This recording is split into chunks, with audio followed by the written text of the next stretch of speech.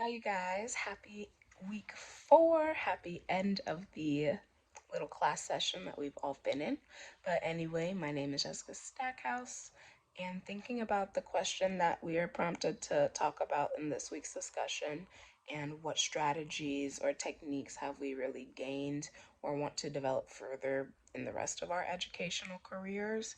The three big topics I think I found either the most important or the ones that resonated with me the most and I felt like I got a lot from included the weeks that we talked a lot about SEL inclusion, right? Thinking about our students' emotional states throughout the day and how that affects their learning, how grouping strategies can vary, and that actually using more than one is probably the preferred. And I would say the last one is our intense focus on UDL, especially when it comes to engagement. So, starting kind of from the top with that first one, SEL really resonated with me and I felt super comfortable and I really love SEL as a concept.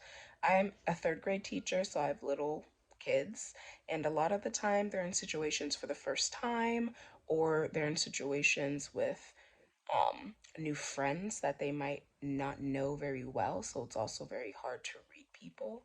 But SEL is something that we do every morning. It's the first thing we do just to get a heads up on how people are coming in, if anything is already bothering them, if there's anything we all need to look out for, because I'm a very big advocate of if we all have the tools to improve someone else's well-being, then that we should use them. So it's the opportunity for kids to ask each other, is there any way that I can make you feel better or more supported, including myself? And they've gotten very, very skilled at their routine and they look forward to it and they love it.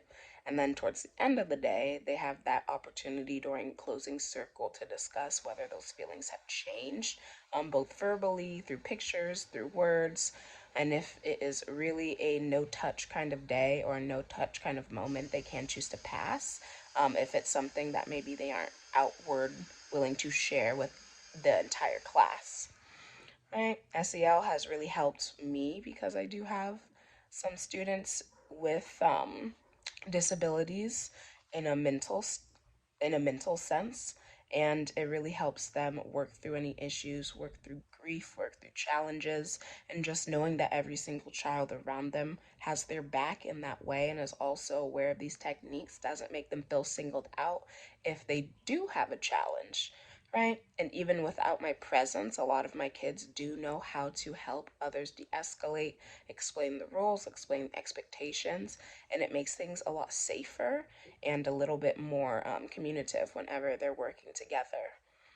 When I think about my second most interesting topic that we've explored throughout the 4 weeks being together, I really, really enjoyed talking a lot about the grouping strategies. We all remember that discussion post about what the school should be doing in terms of what their students should be or where their students should be in the future classrooms, if it should be ability based, if it should be inclusive. And I feel like a lot of the grouping strategies that we've seen, I kind of took away that all of these strategies have a time and a place. I know for myself, I have a very large variety of students. I have a lot of students that need services and other supports that some of my other kids genuinely do not need because they might pick up things very quickly.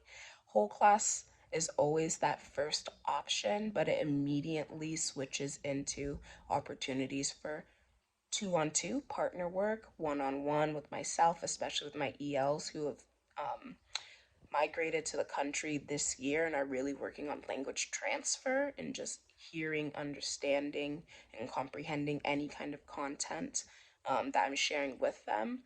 And of course, paired work also lets my ones that are very, very independent display their skills, be a advocate for other students as well as lead by example, all helping me kind of decompress. And we're all teachers in a sense of the manner, which is also why I really am pro inclusive learning environments.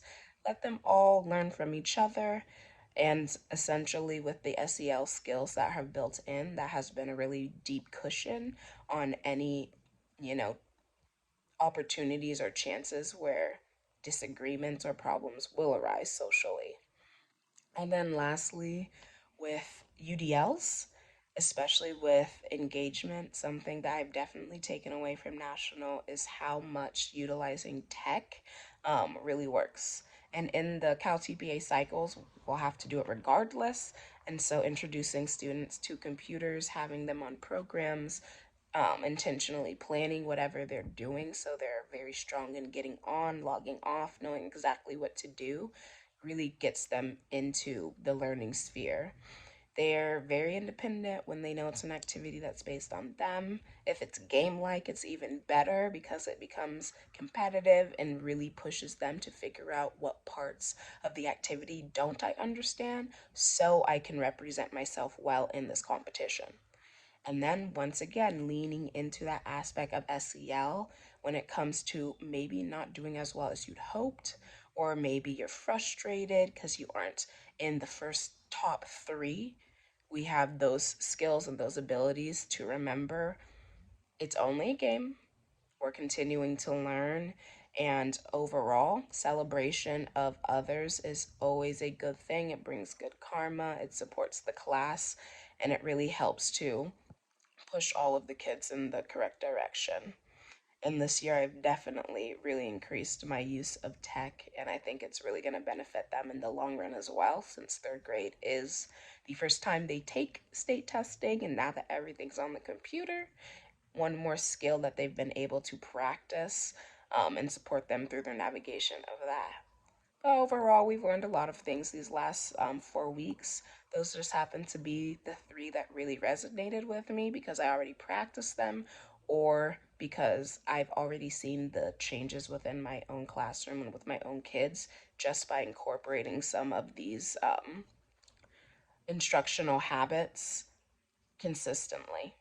But can't wait to hear what you guys say and what you guys do, and hopefully I get some more great ideas. Thank you.